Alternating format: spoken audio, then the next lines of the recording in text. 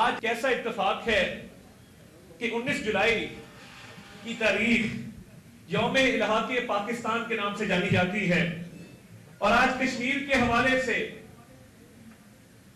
آج جب ہم اکٹھے ہیں کشمیر کی جو مہاجرین کی سیٹیں اس کے الیکشن کے لیے، تو 19 جولائی 1947 کو سری نگر میں مقبوضہ اور آزاد جموں کشمیر کے لوگوں نے اور جموں کشمیر مسلم کانفرنس میں یہ قرارداد منظور کی تھی کہ ہم پاکستان کے ساتھ الحاق کر رہے ہیں۔ تو آج کی تاریخ نہ صرف موضوع ہے اس حوالے سے، بلکہ کشمیر کی جدوجہد، کشمیریوں کا حق خود ارادیت، جس کی ضمانت اقوام متحدہ کی سیکیورٹی کاؤنسلز کی قراردادوں میں موجود ہے۔ آج کا دن ہمیں یاد دلاتا ہے کہ کشمیریوں نے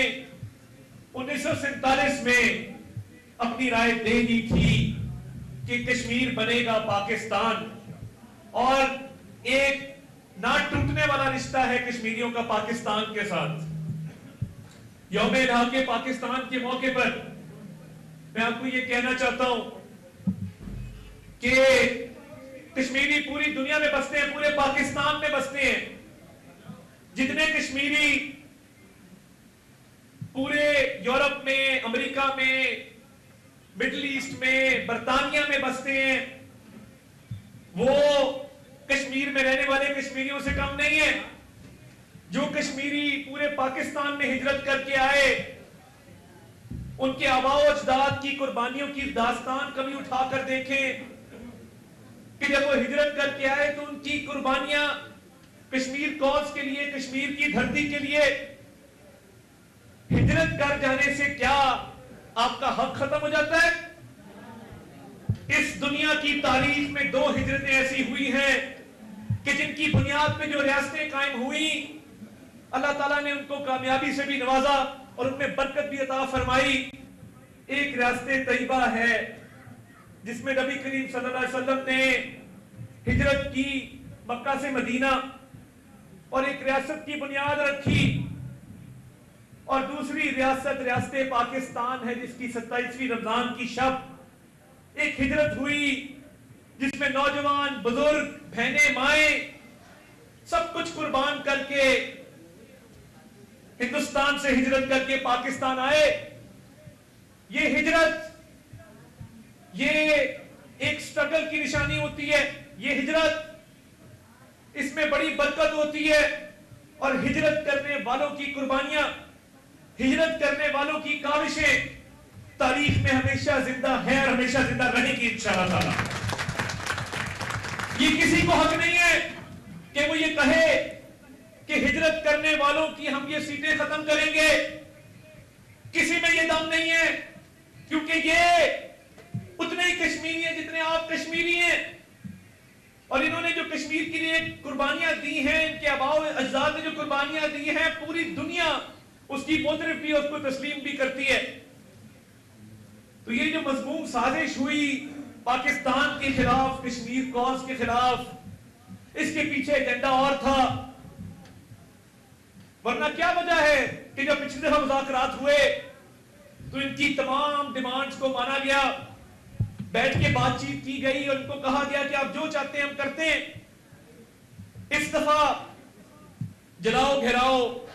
تشدد کی سیاست اور یہ سیٹیں ختم کرنے کی سازش، یہ سیٹیں ختم کرنے کی سازش نہیں تھی، یہ پاکستان سے کشمیر کے رشتے کو کمزور کرنے کی سازش تھی۔ یہ وہ سازش تھی جس کے تحت کشمیریوں کے حقوق کو وہ سلب کرنا چاہتے تھے۔ کیا کوئی یہ ڈکٹیٹ کر سکتا ہے کہ برطانیہ میں بیٹھا کشمیری،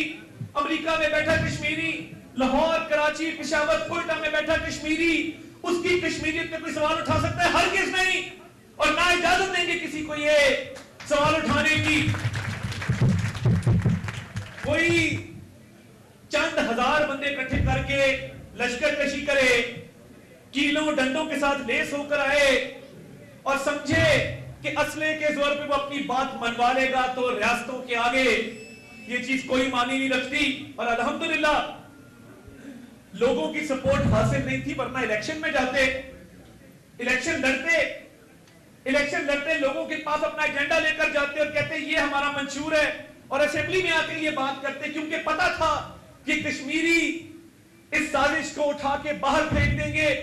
اس لیے اس الیکشن میں جانے کی نہ جرت کی نہ ہمت کی۔ تو میں آج مہاجرین کے سیٹ کے الیکشن کے بارے سے بات کرنے آیا ہوں۔ ہماری جو دونوں سیٹیں ہیں NH-34 میں جو جموں کی سیٹ ہے، ناصر ڈار صاحب کا اور کرن ڈار صاحبہ کے خاندان کا جو مسلم لیگ نون سے رشتہ ہے، ان کے والدین کے زمانے سے ان دونوں بہن بھائیوں نے وفاداری میں کوئی کمی نہیں چھوڑی۔ ان دونوں بہن بھائیوں نے جماعت کے لیے ہمیشہ اپنی خدمات پیش کی، اور آج جب یہ الیکشن میں کھڑے تو ہماری ذمہ داری ہے کہ ہم اپنے حلقے سے ان کو کامیاب کر کے بھیجیں، اور اپنے پولنگ سٹیشن سے جو ہے ان کو بہت بڑی کامیابی سے انشاءاللہ بھیجیں۔ اسی کے ساتھ میں عامر شاہ صاحب NH-41 ویلی کی سیٹ ہے، میں چاہوں گا کہ آپ بھرپور کوشش کریں اور ان کو کامیاب کروائیں۔ میں عظمیٰ عامر بٹ صاحبہ کا شکر گزار ہوں کہ انہوں نے پارٹی کی آواز پر لبیک کہا، اپنے کاغذ وڈرا کیے اور الیکشن سے دستبرداری کا اعلان کیا، اور اب کیمپین کے اندر موجود ہیں۔ آپ کا بہت بہت شکریہ۔ یہ الیکشن بہت اہمیت کا حامل ہے، اور اس سے پہلے کہ میں الیکشن کی غرض و غائب پہ ہوں، میں ایک اور بات آج آپ سے کرنا چاہتا ہوں۔ جو میں نے پاکستان کے خلاف سازش کی بات کی جو یہ لوگ کر رہے تھے، ایک محترمہ نورین نیازی صاحبہ کا بیان سامنے آیا ہے۔ آپ یہ اب شیم لوگ کہہ رہے ہیں، تو آپ اندازہ کریں کہ لوگوں کے اندر کتنا غم و غصہ ہے نورین نیازی کے بیان کو لے کر۔ اپنے بھائی کی سیاست کے پیچھے جو کہتے ہیں کہ فلاں نہیں تو پاکستان نہیں، اب وہ مارکہ حق پہ سوال اٹھانا شروع ہو گئے ہیں۔ اب وہ ایسے بیانات دیتے ہیں جو بھارتی میڈیا کی زینت بنتے ہیں، اور انڈین میڈیا ان بیانات کو اٹھاتا ہے۔ یہ ساری سیاست، یہ ساری وزارتیں، یہ حکومتیں، یہ اپوزیشن، یہ عہدے، یہ پاکستان ہے تو یہ سب کچھ قائم ہے، اگر پاکستان نہیں تو کچھ نہیں۔ اور ان کو یہ بات سمجھ لینی چاہیے کہ یہ سمجھتے ہیں کہ شاید اس طرح کی بات کریں گے تو یہ شاید سیاست چمکے گی۔ آپ کی سیاست دفن ہو چکی ہے، آپ کی پارٹی انتشار کا شکار ہے، آپس میں بدست و گریباں ہیں، 25 گروپ بن چکے ہیں۔ آپ کی KB کی حکومت خواب خرگوش کے مزے لے رہی ہے، کوئی وزیر ہیلی کاپٹر سے اتر رہا ہے، کوئی شانہ اخراجات کیے جا رہے ہیں، عوام کی کوئی فکر نہیں ہے۔ آج آ کے دیکھیں کہ الحمدللہ جس طریقے سے مسلم لیگ نون نے خدمت کی ہمیشہ سیاست کی ہے، شہباز شریف صاحب دن رات کوشاں رہتے ہیں عوام کی خدمت کے لیے۔ پنجاب میں جب وہ وزیر اعلیٰ تھے، یہ آپ کا پورا حلقہ اس بات کی گواہی ہے، میں خود جانتا ہوں، یہ مادر ملت روڈ گھٹنوں تک یہاں پہ کیچڑ ہوا کرتا تھا، انسان پیدل نہیں چل سکتا تھا، اور آج خوشی ہے کہ چاروں طرف تعمیر و ترقی ہے، اور مریم نواز شریف صاحبہ نے اس تعمیر و ترقی کو آگے بڑھا کر الحمدللہ پارٹی کا نام بھی روشن کیا ہے اور خدمت کے ریکارڈ بھی قائم کیے ہیں۔ 12 سال سے KPK میں PTI کی حکومت ہے، ادھر جا کے تو کبھی بات نہیں کرتی کہ یہاں پہ بہتری کرو۔ ہاں، مارکہ حق پہ پاکستان کی فتح ان کو ہضم نہیں ہوئی۔ میں کہتا تھا کہ پاکستان کی جو فتح ہے اللہ تعالیٰ نے پوری دنیا میں عزت دی، پوری دنیا نے دیکھا کہ بھارت کو جو شکست فاش ہوئی، اور آپ کے وزیر اعظم شہباز شریف کو اور chief of army staff, chief of defence forces field marshal Syed Asim Munir کو جو پوری دنیا میں پذیرائی ملی، پوری دنیا میں عزت ملی، ہم جہاں جہاں گئے لوگوں نے کہا یہ فاتح ملک ہے پاکستان، اور اس کی قیادت شہباز شریف اور عاصم منیر آئے ہیں۔ اور جہاں جہاں شہباز شریف صاحب اور عاصم منیر صاحب گئے، لوگوں نے سلام پیش کیا، خراج تحسین پیش کیا۔ اور آج بھی جب یہ ثالثی کی کوششیں پاکستان کر رہا ہے، پاکستان نے بھرپور ثالثی میں اپنا کردار ادا کیا۔ یہ پاکستان کی عزت ہے مگر کیونکہ ان کی سیاست ڈوب رہی ہے، نورین نیازی اس کے بھائی کی پارٹی کی، یہ پاکستان کو داؤ پہ لگانا چاہتے ہیں اپنی سیاست کی خاطر، یہ پاکستان کو بدنام کرنا چاہتے ہیں اپنی سیاست کی خاطر۔ آج جا کے پوری دنیا میں پوچھو جو پاکستانیوں کو عزت مل رہی ہے، اور ایسی سیاست کو کیا کرنا کہ جس میں آپ پاکستان کو برا بھلا کہیں۔ یہ آپ نے جو کبھی حرکت کی ہے، تاریخ اس کو ہمیشہ یاد رکھے گی، اور ہم اس کو لوگوں کو بھولنے نہیں دیں گے کہ اپنی اس سیاست کے پیچھے پاکستان کو بدنام کرتے ہو آپ لوگ، اور ناکامی ہمیشہ آپ کا مقدر بنے گی۔ جس نے اس پاکستان کے ساتھ غداری کی، پاکستان کو بدنام کرنے کی کوشش کی، ہمیشہ رسوائی اور ناکامی اس کا مقدر بنی، اور یہ معاملہ اس طرح تھمے گا نہیں۔ آپ کو جواب دینا ہوگا، آپ کو قوم سے معافی مانگنی ہوگی، ان شہداء سے معافی مانگنی۔ آج کل ایک نیا ٹرینڈ ہے، جس کا دل کرتا ہے وہ کہتا ہے کہ شہداء پہ بات کرنا شروع کر دیتے ہیں۔ تو اگر آپ شہداء کے بچوں سے جا کے پوچھیں، ان کے گھر والوں سے جا کے پوچھیں کہ جب وہ مائیں اپنے بچوں کو رخصت کرتی ہیں